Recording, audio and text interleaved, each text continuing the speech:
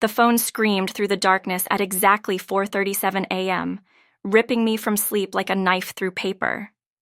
For a split second, I thought it was a nightmare. But then I saw the name flashing on my screen. Kellen Reeves, my landlord, the man who barely spoke 3 words to me in the 8 months I'd been renting from him. My heart hammered against my ribs as I answered, "Hello?" The voice that came through wasn't the steady, distant tone I knew. It was broken, terrified. "Nora, whatever you do, don't open your door. Don't even look outside, please, just trust me." The line went dead. I stared at the phone in disbelief, my hands shaking. Trust him? Trust him about what? Through my thin curtains, I could see faint blue lights flickering across the street, pulsing like a heartbeat. But there were no sirens. No sound at all except the blood rushing in my ears. Something was wrong. Something was very, very wrong. I tried calling him back immediately, straight to voicemail. Again, voicemail.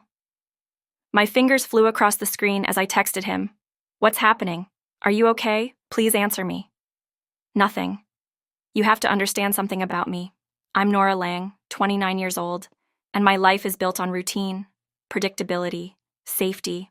I work night shifts as a medical coder, translating doctor's notes into insurance codes in the sterile glow of my computer screen.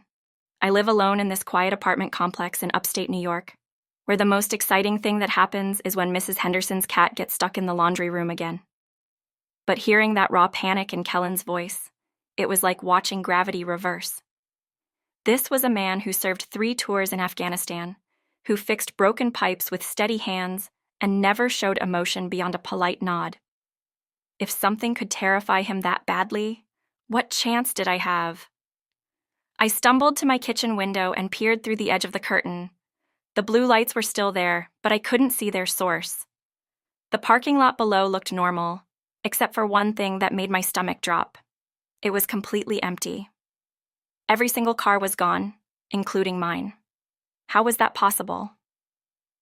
It was 4:39 a.m. Where could everyone have gone?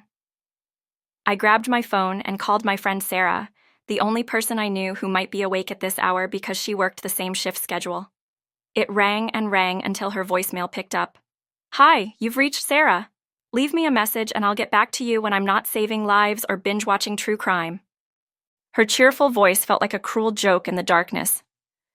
"Sarah, it's Nora. Something weird is happening. Call me back as soon as you get this, please." I hung up and noticed something that made my blood turn to ice. The usual hum of the highway, that constant white noise that lulled me to sleep every night, was gone. Complete silence pressed against my windows like a living thing. The hours that followed were the longest of my life. I paced my small apartment, checking the time obsessively, jumping at every shadow that moved under my door, because shadows were moving under my door. Long, deliberate shapes that suggested someone was walking back and forth in the hallway. But that was impossible. I would have heard footsteps on the creaky wooden floors. I tried to rationalize it. Maybe there was a gas leak and they'd evacuated everyone except me. Maybe there was some kind of police lockdown I didn't know about. Maybe Kellen was just being paranoid about something minor.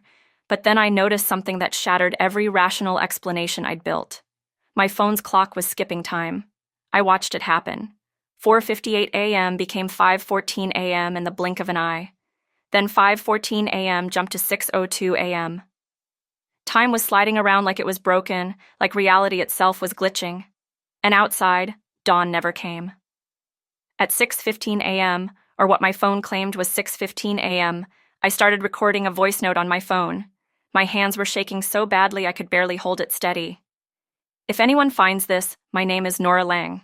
I live at 847 Maple Ridge Apartments, Unit 2B. Something is happening that I don't understand.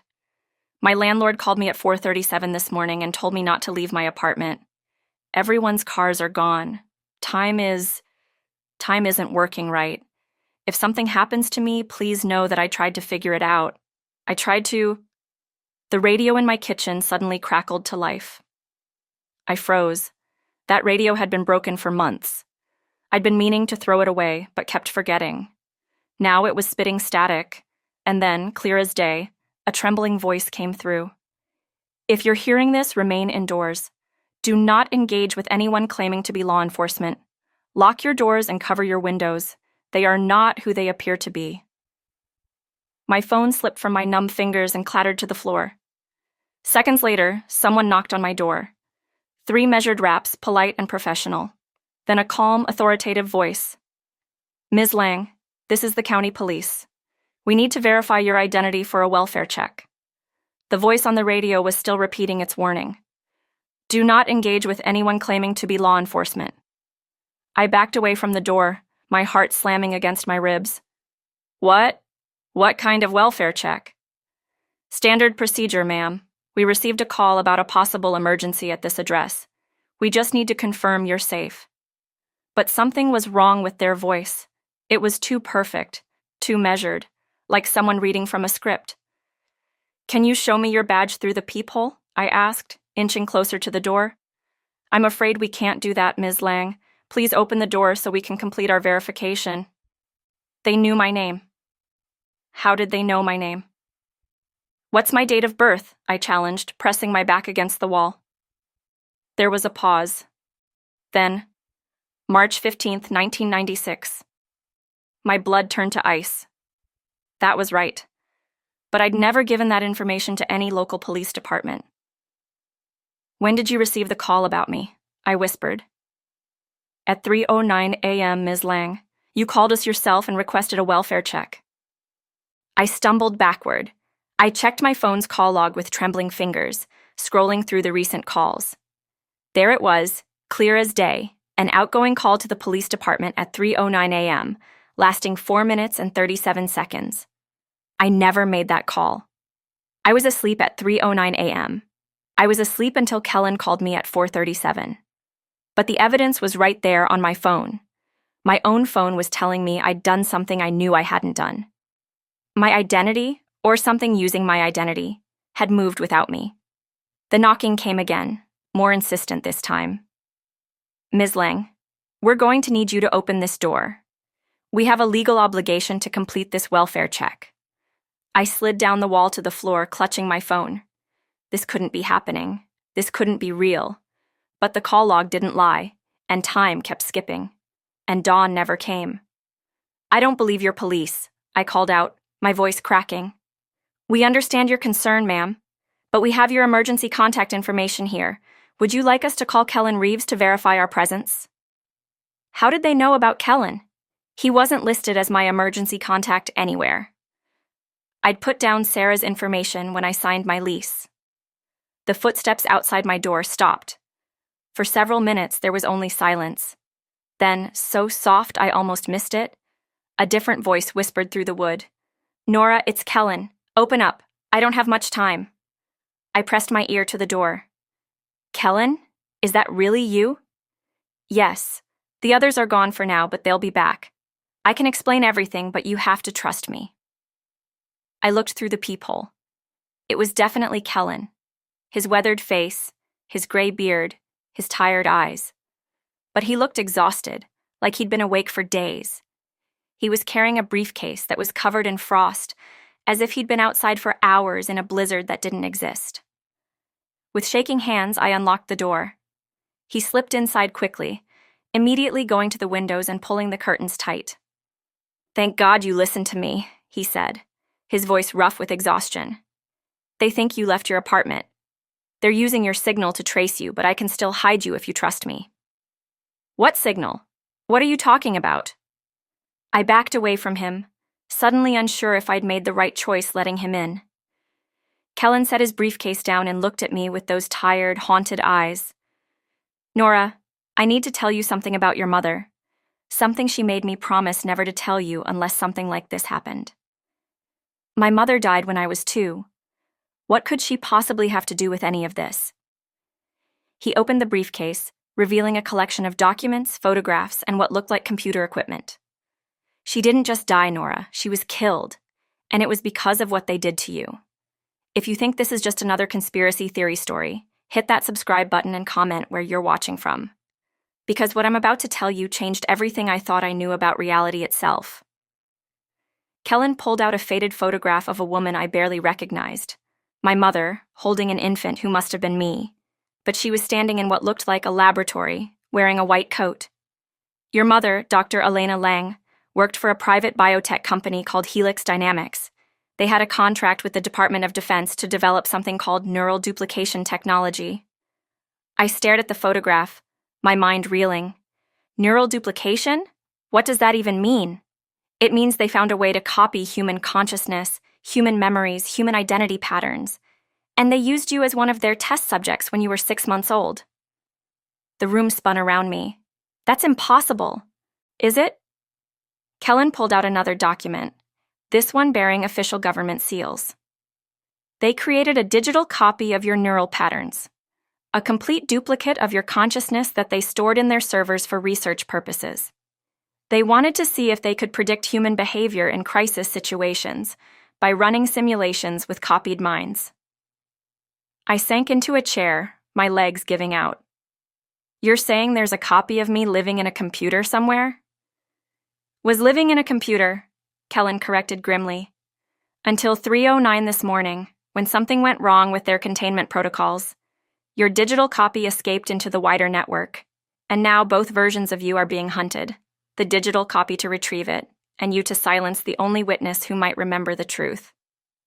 The pieces started falling into place with horrible clarity. The phone call I never made. The police who knew too much about me.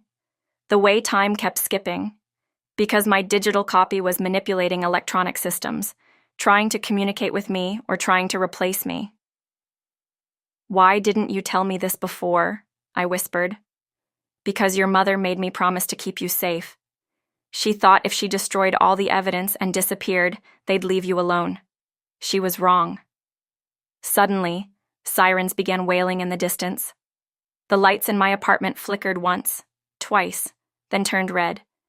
Some kind of emergency override I'd never seen before. Kellen grabbed my arm. They've traced the signal. If you stay here, they'll make it look like you never existed. They'll claim the digital copy is the real you and dispose of the biological original. Where can we go? I know a place, but we have to move now. We fled through a service tunnel I didn't even know existed beneath my building. Kellen led me through a maze of maintenance corridors, fluorescent lights flickering overhead like strobe lights, alarms echoing through the concrete tunnels like a mechanical heartbeat. But as we ran, I saw something that made me stumble. Projected on the tunnel walls somehow were images of my own face.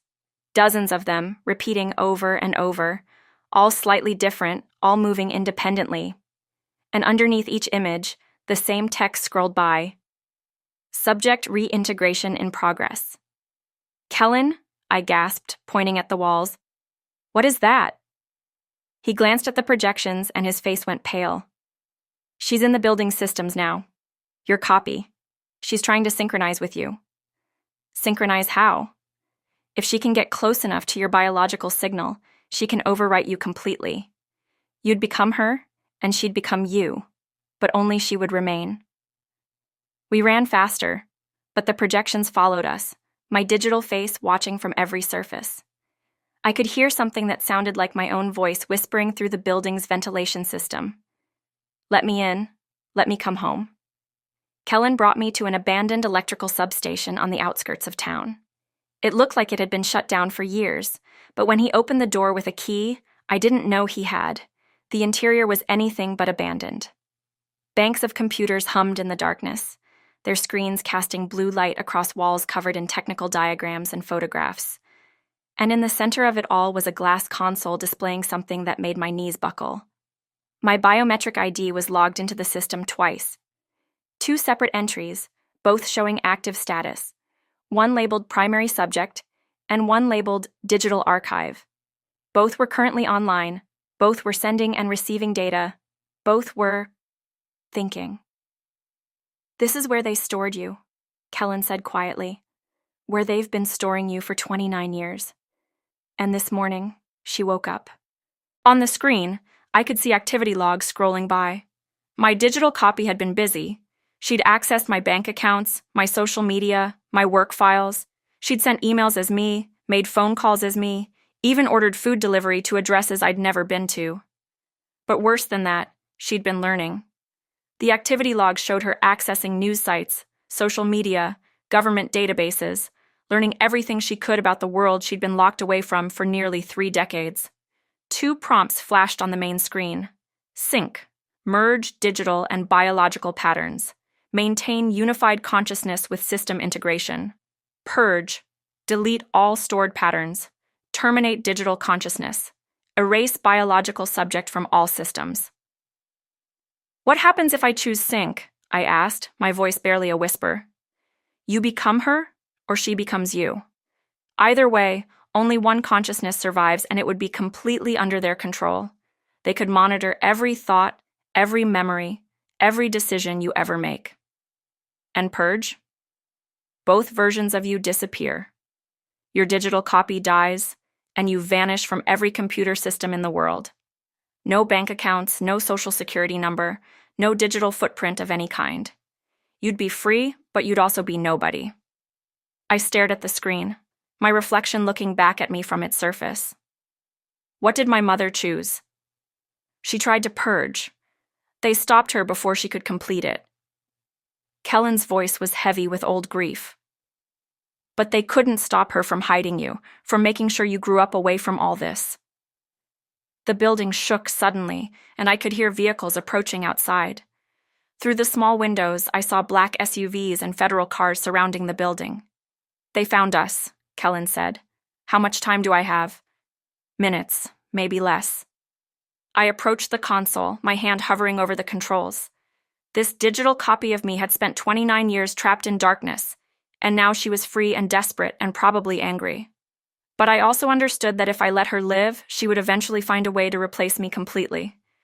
She had all my memories, all my personality, but she'd also been shaped by decades of isolation and control. She wasn't me anymore. Maybe she never had been.